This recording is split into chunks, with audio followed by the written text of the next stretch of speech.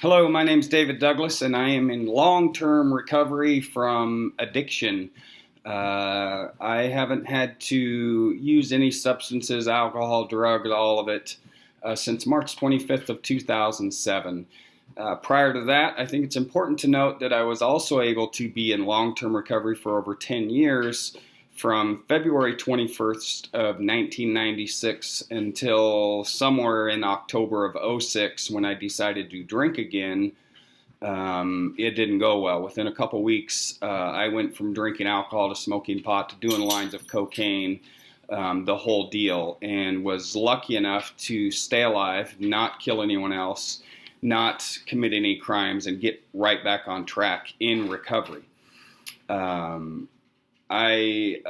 Substances I've used, alcohol, a lot of it, marijuana, a lot of it, methamphetamines, cocaine, crack cocaine, acid, mushrooms, you name it, I've done it. I've been fortunate enough that I haven't used some other substances that some have, but the fact is I'm an addict, and when I take substances, mind-altering substances, it doesn't go well. I'm an addict in that regard. But now being in recovery, as a result of treatment, of professional counseling, of working for myself a recovery program that has included 12-step programs, that has included exercise, that has included always having a mentor. For me, that's really important. For having goals, for having positive, active things in my life that keep me moving forward. As a result of being in recovery, I've been able to attain goals that I could have never imagined while in active addiction. I've been able to go back to the same courts in Pierce County where I was where I was convicted of felonies, and been able to have those records wiped clean. I'm no longer a felon. That was a monumental time. I've been able to hold accountable a person who sexually abused me as a child and in early addiction, and have that come to resolution. I've been able to create relationships with friends and family in recovery that are strong, that are long-lasting, and that have a huge impact on my life to this day. I have been able to attain educational goals that I never could have imagined. I decided a few years back, several years ago now, to finish a degree that I had started long ago, and I ended up with a master's degree. Not in my plans, but it is now, and it happened, and it's been great. I'm able to be an advocate for those in recovery through my work as a teacher, as an educator, as a certified family life educator through my own business. And I am a huge supporter of changing the conversation from problems to solutions for too many years now. And the research clearly shows this, that incarcerating addicts doesn't work. All the addict does in prison is think about using if they're not getting treatment, and in a lot of cases they continue use. So they just get out, and shockingly enough, that's kind of being a smart aleck, they continue use and continue the behavior that goes with it. So the revolving door keeps swinging. I have firsthand experience of that happening. I remember when I was on Department of Corrections probation, I had a probation officer, and he cared. I could tell he cared. He wanted the best for me, and he said when I kept coming back with positive UAs, what do I got to do? Lock you up? And we both knew that wasn't the answer. That wouldn't work. But that was what I was faced with, is getting locked up. And I'm a fortunate one.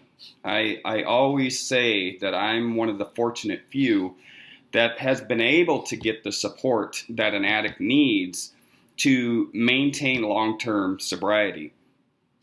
Changing the conversation from problems to solutions. The solution is changing care from being subacute, in a lot of cases acute, meaning you go to the drunk tank and then they send you out, or you get a week treatment and then your insurance says, oh, sorry, that's all you get. To changing those laws, we need to stand up as a society and quit treating addiction as this choice, as this, well, if they would just make different choices. We don't do that with cancer patients. We don't do that with other diseases that are out there. We don't say to a cancer patient, well, if you would just eat better or do something better, you wouldn't have this cancer. No, we give them all the resources in the world, everything we can to help them be successful. The same thing should happen for addicts. The continuation of being punitive for addicts, again, isn't working. Revolving door. You have the same people coming in and out and in and out, when what they need is support, when what they need is a new model of treatment that is effective and that works. The recovery-oriented treatment of care works. It's a model of treatment that says, hey, let's engage those individuals that have come through the program and that are doing the deal, and let's have them be the first line for a client that comes in the door, because it's true to this day that there's no better person to help an addict than another addict. So there's AA, there's NA, there's all the anonymous programs. We need to also allow for other ways of maintaining sobriety. If an individual wants to use a religious organization as his way to get sober, let him do that. If an individual wants to use a group that exercises regularly and they're all in sobriety and they sit down and talk with each other about what's going on, if that's working, allow them to do it. We have to be client-centered in our treatment.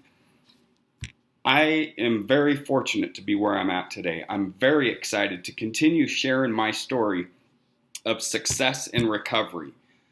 No longer do I call myself an addict. I'm a person in recovery from addiction. I am very fortunate to be where I'm at today. I'm very excited to continue sharing my story of success in recovery. The continued downgrading of someone the second they say they're an addict or an alcoholic is ridiculous, and it has to stop. We have to treat addicts just like we treat anyone else. We have to give them the same level of care that we would give someone with any other disease.